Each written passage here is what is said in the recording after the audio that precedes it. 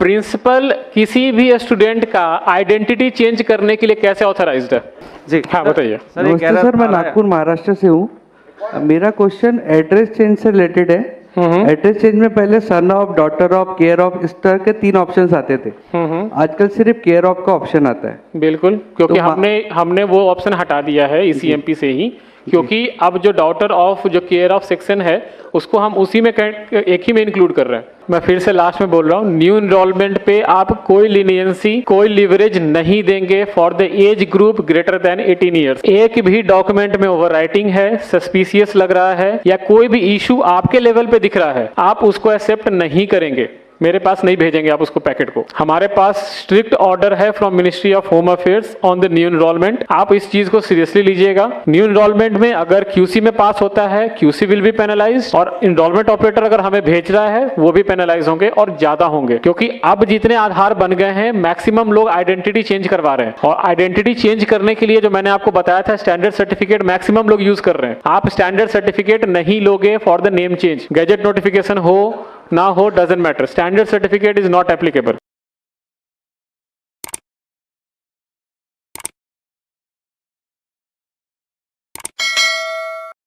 और एक पीओआई में क्या है? Self declaration. बहुत केसेस आ रहे हैं अभी, बहुत। अब मैं इसको क्या समझू, इंटेंशनल है, लैक ऑफ ट्रेनिंग है, या आप जानबूझ के कर रहे हो? तो ये एक कॉमन सिनेरियोज थे, और जो मेरा एक्सपीरियंस था वो मैंने आपको शेयर किया है। इसके अलावा अगर आपके पास कुछ क्वेश्चंस है तो हम उसको डिस्कस करेंगे one by one. Data hold नहीं होता है, डेटा एमडीडी में होल्ड होता है। एमडीडी में टोटल 4 प्रोसेस है। आप सुनो, एमडीडी में टोटल 4 बैच के प्रोसेस चलते हैं, ठीक है? उस 4 बैच के प्रोसेस में 4 ऑटोमेटिक है और 4 मैनुअल है। अगर किसी जगह पे वो सस्पिशियस लगा सिस्टम को, लेकिन जो मैनुअली जो चेक कर रहा है उसको लगा कि नहीं, तो वहां पे आपके पास वो जो चेक करोगे तो दिखेगा डेटा होल्ड पे है। क्यों? क्योंकि वो मल्टीपल टाइम वो रिप्रोसेस हो रहा है। सर जब एनरोलमेंट करते हैं, सर मैं इधर एनरोलमेंट करते हैं, एक बंदे की मशीन है, उसमें वो बंदा एनरोलमेंट करता है, उसमें एनरोलमेंट लिखा हुआ आ रहा है, enrollment got rejected due to technical reason. जब एनरोलमेंट स्लिप को अपन पोर्टल से चेक करते हैं तो वहां लिखा हुआ आ रहा है मिसमैच रिलेशनशिप। एग्री होता है, पर क्यों सर, होता है? जी आपको नहीं पता क्यों होता है? नहीं। किसी को पता है रिलेशनशिप मिसमैच क्यों होता है?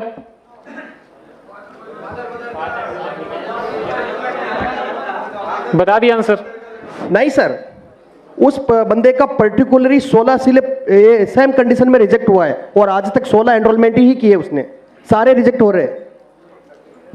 वो एचओए बेस्ड एनरोलमेंट है? नहीं, मोबाइल नंबर अपडेट हो रहा है सर।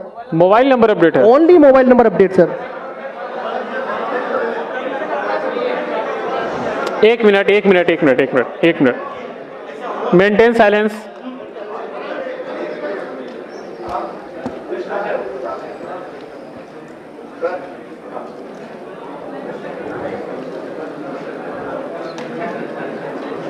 देखो मेरे पास 2 ऑप्शन है, या तो मैं क्वेश्चन आंसर करूं, और नहीं तो आप बोल लो, मैं जाता हूं।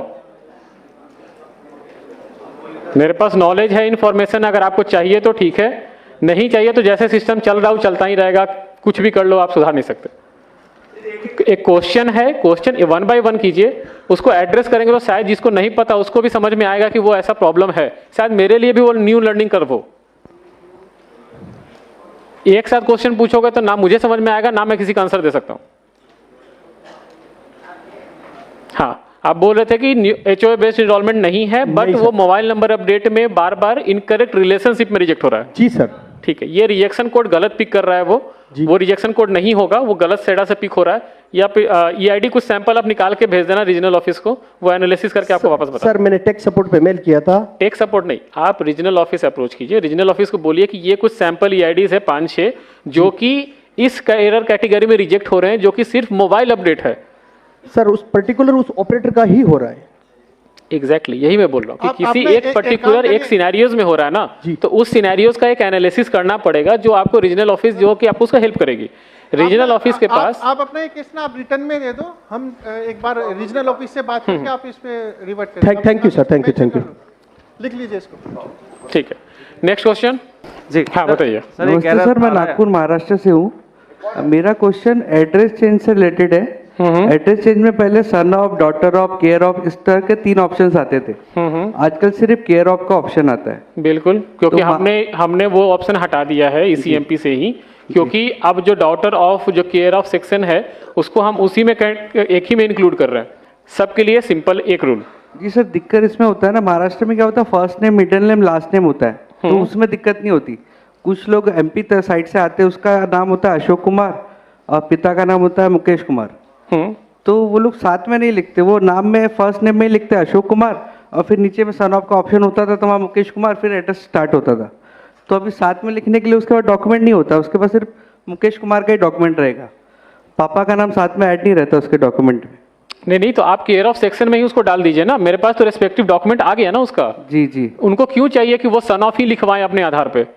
तो क्योंकि वो नाम के साथ ऐड नहीं होता ना उनके पापा का नाम, वो साथ में सिर्फ फर्स्ट नेम और कुमार ऐड करवाते हैं बस। एग्जैक्टली वही मैं बोलना चाह रहा हूँ कि जो रेसिडेंट के इस पॉइंट ऑफ व्यू से सोच रहे हैं, आप आधार के पॉइंट ऑफ व्यू से सोचिए कि अगर मैंने ये लीनियंसी दी तो कल को कोई भी जो नेम अपडेट होता है वो नेम अपडेट भी कोई एक आईडी प्रूफ दिखा के वो कर लेगा।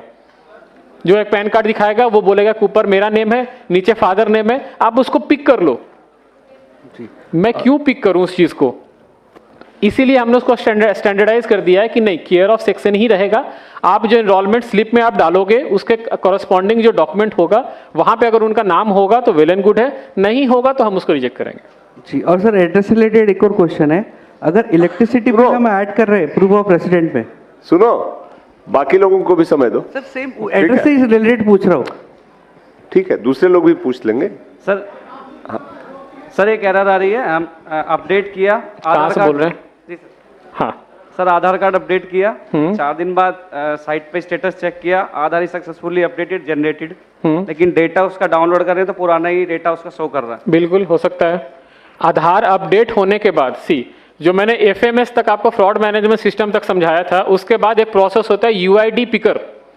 UID पिकर में क्या होता है कि अगर न्यू इनरोलमेंट है तो एक 12 नंबर का रैंडम जो डिजिट है वो पिक करके उसके साथ एसोसिएट होगा, या फिर अगर अपडेट है तो उस नंबर के साथ उसको लिंक करके आधार जनरेट किया जाता है, जो कि बाद में XML फाइल जनरेट होता है। आधार आपका अपडेट हो गया है, लेकिन जब तक XML फाइल जनरेट नहीं होगा तब तक आप उसको डाउनलोड नहीं कर सकते। XML फाइल इज बेसिकली जो आपका लुक एंड फील होता है ना, जो आप डाउनलोड करते हैं उसको XML फाइल बोलते हैं। तो वो जब होगा तो फिर आप उसको डाउनलोड कर सकते हैं। 1 मिनट, कहाँ से? हाँ बताइए। वो कुछ बोलना चाह रहा था। हाँ बताओ। हाँ इधर।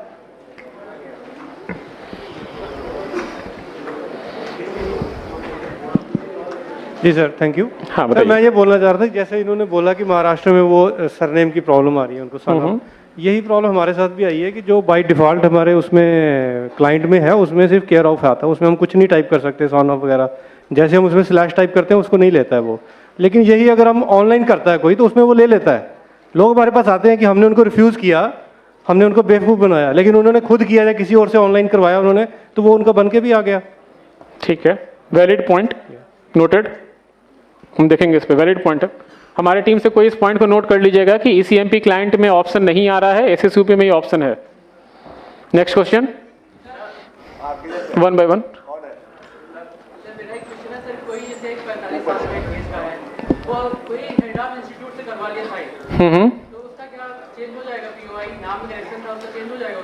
नहीं, क्यों होगा चेंज? यार सुनो सुनो सुनो सुनो सुनो, पहली बात ये आर्गुमेंट और डिबेट की जगह नहीं है। ऑथोरिटी ने डिसाइड किया है कि हेड ऑफ इंस्टीट्यूशन के सर्टिफिकेट के आधार पे नाम का चेंज नहीं होगा, तो अगर उसको चेंज करना है तो वो एप्लीकेशन लगाए, वो अलग से प्रोसेस से वो देखेंगे। यहाँ पे हेड ऑफ स्पेल चेक जो भी है, हेड ऑफ इंस्टीट्यूशन को इस तरह के कोई पावर नहीं है कि वो ये सर्टिफिकेट दे सके। वो हेड ऑफ इंस्टीट्यूशन है, वो स्पेल चेक करने वाला इस अथॉरिटी नहीं है। तो जो रूल है वो समझो और उसके हिसाब से काम करो, ठीक है? मैं आपका इसका क्वेश्चन का आंसर सिंपल देता हूं।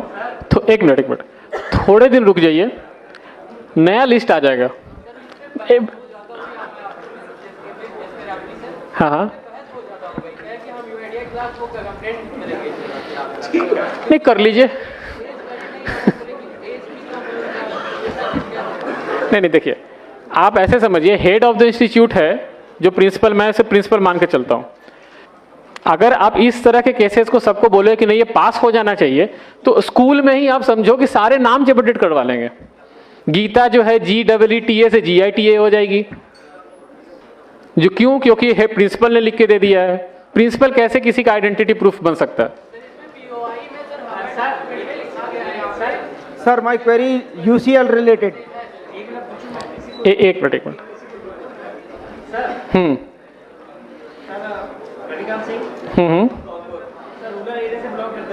हाँ बताइए।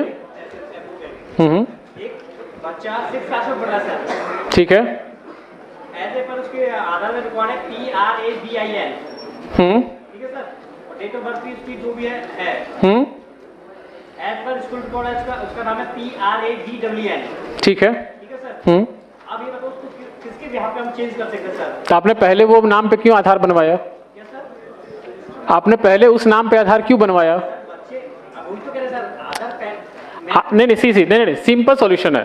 आप RGI जाइए, बर्थ सर्टिफिकेट अपडेट करवाइए, इजी प्रोसेस है। बर्थ सर्टिफिकेट अपडेट करवाइए, हमें भी दे दीजिए, हम बर्थ सर्टिफिकेट बेसिस पे आपको तुरंत अपडेट कर देंगे। RGI जो ये गवर्नमेंट बॉडीज होती है, they are authorized to act as a POI।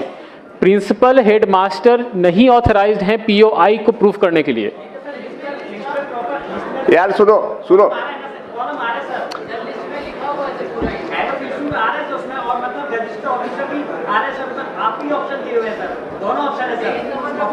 Option कैसे? एक मिनट। क्या लिखा हुआ है लिस्ट ऑफ डॉक्यूमेंट में?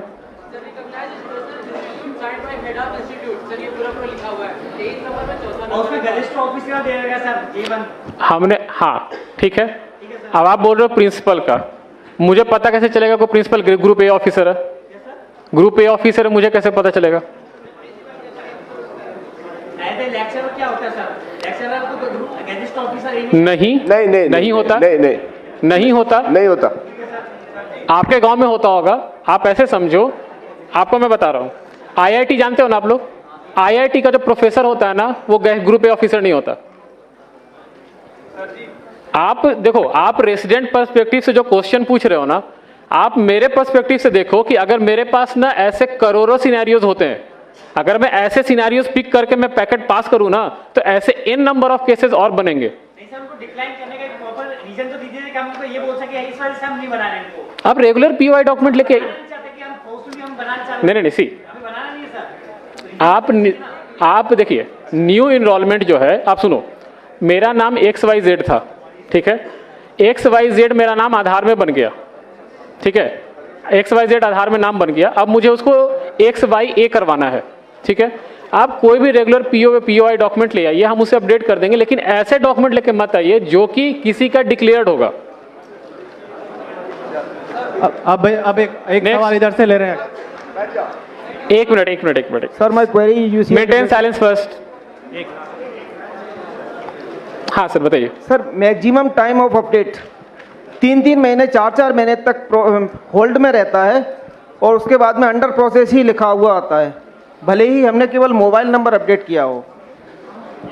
एग्री होता है। तो कोई सॉल्यूशन इसके लिए देखिए, ये जो है ये कोई इंटेंशनल प्रॉब्लम नहीं है। ये क्या होता है ना कि जब आप कोई भी आधार को अपडेट करते हैं, आप वहाँ पे बताते हैं कि मोबाइल नंबर अपडेट है, लेकिन जो प्रोसेस है पूरा अपडेट होने का, वो प्रोसेस तो वो ट्रैवल करेगा। उसके बीच में कहीं पे भी उस पैकेट का स्ट्रक्चर खराब हो गया ड्यू टू टेक्निकल रीजंस, मतलब टेक सेंटर में कुछ हुआ, हमने ECMP क्लाइंट वर्जन अपडेट कर दिया, या फिर कुछ ऐसे कुछ अपडेट आ गए, इसकी वजह से क्या होता है कि उसका रैंडम में बीच रास्ते में उसका पैकेट का स्ट्रक्चर खराब हो जाता है। वो उसको बार बार रिकॉल करता रहेगा कि पुराने वाले आइडेंटिटी पे, कभी कभी पास कर जाता है, कभी कभी वो अंडर प्रोसेस अटक जाता है। कभी कभी ये भी होता है कि आप ECMP से डालिए, वो अंडर प्रोसेस है, SSUP से डालिए, वो पास पहले निकल जाता है। कई बार कस्टमर के पास में रिजेक्ट का मैसेज आता है, और जब डाउनलोड करते हैं तो सही से डाउनलोड हो जाता है। हाँ बिल्कुल, वो देखिए हमने क्या बोला कि हमारा जो सेडा सिस्टम है, सेडा सिस्टम पे हमने अपडेट कर दिया, जो पोर्टल है या रेसिडेंट को जो मैसेज जा रहा वहाँ अपडेट नहीं हुआ, लेकिन जो उसका XML फाइल है वो जनरेट हो गया। उस केस में उसका आधार अपडेट हो चुका है, वो डाउनलोड कर सकते हैं, लेकिन जो पोर्टल जो आप बात कर रहे हो अंडर प्रोसेस है, वो वहाँ पे अपडेट नहीं हुआ है। सर एक चीज ये वाइस वर्सा भी हो सकता है। ECMP में पैकेट को चेक किया जा सकता है, जबकि UCL में हम चाहते हैं कि लास्ट में सबमिट करने से पहले एक बार हम पूरा व्यू करके देख लें कि हमने डाटा सही से अपडेट किया। सही से डाटा डाला नहीं डाला। सबमिट से पहले एक व्यू का ऑप्शन हो, रिव्यू का, तो उसमें सारी चीजें एक साथ दिख जाए, उसके बाद सबमिट हो। Valid point. टीम प्लीज इस पॉइंट को भी लिख लीजिए कि UCL में अगर UCL में जैसे ECMP में दिखता है वैसे UCL में भी ऑप्शन होना चाहिए समराइज सबमिट करने से पहले कि एक बार ऑपरेटर जो है चेक कर सके कि इस इंफॉर्मेशन को डाला वो सही है या नहीं। वैलिड पॉइंट है, टीम इस पर नोट कर लीजिए। Thank you. एक सर लैंग्वेज चेंज का ऑप्शन नहीं होता यदि किसी UCL में यदि हमें किसी महाराष्ट्र वाले का डाटा अपडेट करना है, एड्रेस अपडेट करना है, उसके बाद में वैलिड डॉक्यूमेंट भी है, लेकिन हम उसे हिंदी लैंग्वेज में कन्वर्ट नहीं कर सकते, और महाराष्ट्रियन हमको आती नहीं है, कन्नड़ हमको आती नहीं है, केवल हम इंग्लिश में उसका डाटा अपडेट कर सकते हैं, लेकिन हिंदी में उसमें लोकल लैंग्वेज में क्या आ रहा है ये हम नहीं जानते। लोकल लैंग्वेज चेंज करने का ऑप्शन भी होना चाहिए ताकि हम हिंदी में उसका एड्रेस अपडेट कर सकें जो उसके वैलिड डॉक्यूमेंट में है। ठीक है, आपका क्वेश्चन का आंसर देंगे तिवारी जी, एक बार जाकर उनको आंसर दीजिए। नेक्स्ट क्वेश्चन पूछिए, आप जाकर उनको इन पर्सन आंसर दीजिए। UCL क्लाइंट जो होता है ऑनलाइन चलता है और जो ECMP क्लाइंट होता है वो ऑफलाइन होता है। हम डेटा जो अपलोड करते हैं वो ऑनलाइन करते हैं, बट जो इनरोलमेंट न्यू या अपडेट करते हैं ऑफलाइन करते हैं ECMP क्लाइंट से। तो जो हमारा पहले आधार बन चुका है जिस लैंग्वेज में, उस लैंग्वेज को रेसिडेंट जब अपना थंब लगाता है तो डेटा फैच करके सिस्टम पर दिखाता है और उसी डेटा पे हम जो है अपना अपडेट करते हैं। तो हमारा ओल्ड डेटा ऑलरेडी जब सिस्टम में रखा हुआ है और हमारा ऑथेंटिकेशन करके वो भेज रहा है तो उसमें हम चेंज नहीं कर सकते हैं। आपको चेंज करने के लिए क्लाइंट के थ्रू अपलोड करेंगे तब जाके चेंज होगा, क्योंकि आपका उसमें बायोमेट्रिक लिया जाएगा। UCL ऑनलाइन क्लाइंट चलता है। एक मिनट। UCL से रिलेटेड अगर क्वेश्चन है तिवारी जी एक बार जाकर उनको इन पर्सन बताइए। दूसरा क्वेश्चन पूछिए कोई। एक minute, one at a time. Family है, उसके 5 मेंबर थे, तभी डॉक्यूमेंट अपडेट का ऑप्शन आया हुआ है। ठीक है, 1 मिनट साइलेंस प्लीज। मैंने उस फैमिली के 4 डॉक्यूमेंट अपडेट्स कर दिए। जो उनकी मदर है उनका जैसे ही मैं डॉक्यूमेंट अपडेट के लिए फिंगर लगाता हूँ आधार नंबर डाल के तो सिस्टम हैंग हो जाता है। वो कम से कम 5 बार ट्राई कर चुका हूँ मैं 1 महीने के अंदर, 5 बार सेम प्रोसेस हुआ है। उस पर्टिकुलर उस रेसिडेंट के साथ ही हो रहा है? हाँ, उसी के साथ हो रहा है। बायोमेट्रिक लेने के टाइम होता है? हाँ, जैसे बायोमेट्रिक लिया, फाइन आधार किया। वो इसीलिए हो रहा होगा कि लास्ट टाइम जो उनका आधार बना होगा या अपडेट हुआ होगा, बायोमेट्रिक का स्कोर सही नहीं होगा और वो दोबारा जब आप अपडेट कर रहे हो तो बायोमेट्रिक मैच नहीं कर रहे, इसलिए सिस्टम आपको अलाउ नहीं करता है। उस रेसिडेंट का आप अलग से स्पेशल रिक्वेस्ट रेज कीजिए RO को, RO वहां पे बुला के उनको अपडेट करेंगे, आपसे नहीं होगा फिर। हाँ,